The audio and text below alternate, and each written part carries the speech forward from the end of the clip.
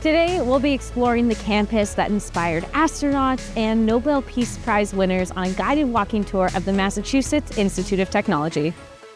The original campus opened in 1916.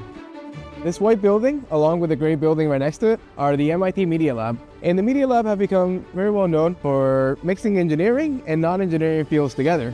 So in Google Maps, when you want to see the street view, that's something that was initially developed here. Here at MIT is where they successfully accomplished gene mapping. There's a nuclear reactor on site run by students, and most importantly, they invented Guitar Hero just right over here. Part of the appeal is all the crazy stories we're getting from our guide.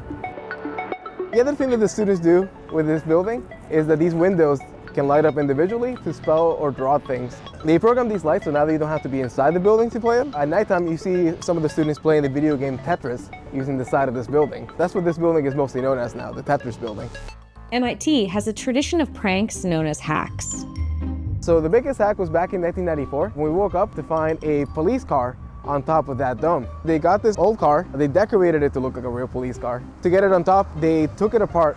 In one night, they were able to rebuild the car.